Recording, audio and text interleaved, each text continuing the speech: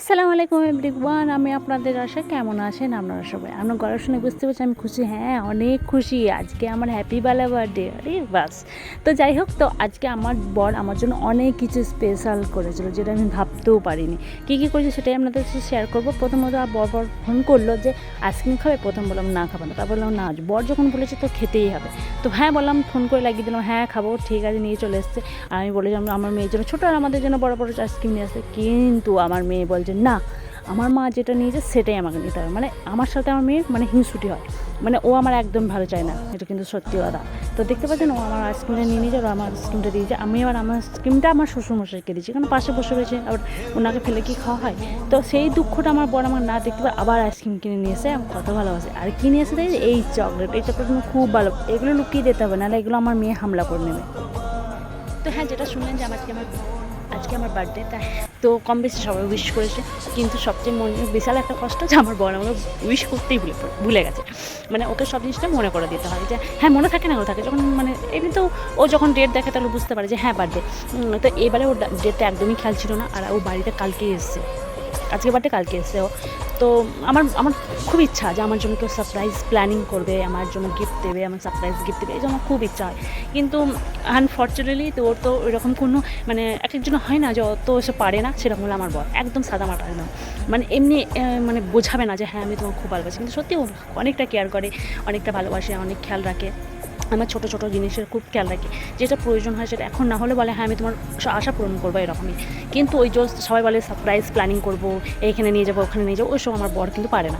আর এটা আজকে নয়, প্রথম থেকেই আমি ওকে বলে বলে করতাম যে আমার জন্য এরকম করবে, আমি বলে দিতাম আমার জন্য চকলেট আনবে, আমার জন্য বুকে আনবে, আমার জন্য ড্রেস নেবে, অনলাইনে অর্ডার করবে, এরকম আমি বলে দিতাম। তারপরে ও জানতো যে আমি রাগ করবো বলে করতো। কিন্তু হ্যাঁ সত্যি কথা যে আর ও দেখাতে পছন্দ করে না। ও বলে যে আমি যে এইসব ভিডিও করবো ভাবছি, ও তো এই যে দেখাতে পছন্দ করে না যে আমি তোমাকে ভালোবাসি, তুমি আর আমি জানবে, অত সবাইকে দেখিয়ে লাভ নেই। কিন্তু আমি তাই তো আমার চাইছে আমি তাই করি। তাও আমি কিছু কিছু ক্লিপ নিই, কিন্তু ওইসব ও পছন্দ করে না যে আমি বার্থডে এরকমভাবে সেলিব্রেশন করবো, এসব একদমই না। তো যাই হোক, একদম সিম্পলভাবে, আর বয়সটাও হচ্ছে বুঝতেই পারছেন, এখন তো বাচ্চা নেই, যে এখনও বাচ্চা হয়েছে, এখন ছেলে মেয়েদের শখটাই পূরণ করতে হবে, তাই না? কি পোকাটা কী করছে, যাই হোক। তো এখন আমার বাচ্চা হয়ে গেছে, ওরই এখন মেয়েদেরই এখন সেলিব্রেশন করবো, তাই না? তো ওরও কম বেশি আমার মেয়েরই করি, এখন আমার না করলেও চলে যাবে। তো সে আজকে বার্থডেটা এরকমভাবেই সাদামাটাই গেল। আর সবচেয়ে মেন কথা, আমরা তো গ্রামের মানুষ, তো ওরা চাষবাসে থাকে, মাঠে ঘাটে থাকে। ও আজকে আজকে ভেবেও ছিল যে হ্যাঁ বাইরে কোথাও রেস্টুরেন্টে খাওয়া দাওয়া করবো বা বাইরে যাবো, বা বলেও ছিল আমাকে বিকাল দিকে বলে যে চলো বাইরে থেকে কিছু খাওয়া দাওয়া করা আছে। আমার না, আর খাওয়া দাওয়া করতে যাবো না বাইরে, তা আজকে এমনি তুমি ক্লান্ত, তো ঘরেই থাকবো। তো এই বলে ঘরেই রয়েছি, বাইরে কোথাও যাইনি। এরকম করে আজকে সারাদিনটাই কাটিয়ে দিলাম। আর এমনি তো সারা জীবন আমি ওর সাথে হ্যাপি আছি, এটাই অনেক বড় ব্যাপার, যে আমি ওকে নিয়ে সারা জীবন খুশি থাকতে পারি, এরকমভাবেই ওকে নিয়ে থাকতে পারি, এটাই অনেক কিছু।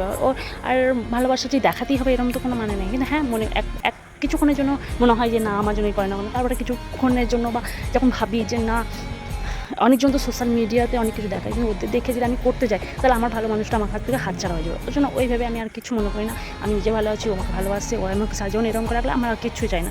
আর তো আর কী বলবো। তো আপনাদের হ্যাঁ জানি অনেকজন অনেক রকমভাবে সেলিব্রেশন করে, তো যাই হোক আমার বর যেরকম পারে সেরকম করে, কিন্তু হ্যাঁ অনেকটা কেয়ার করে, ছোটো ছোটো জিনিসের অনেক খেয়াল রাখে, এটাই আমার কাছে অনেক কিছু।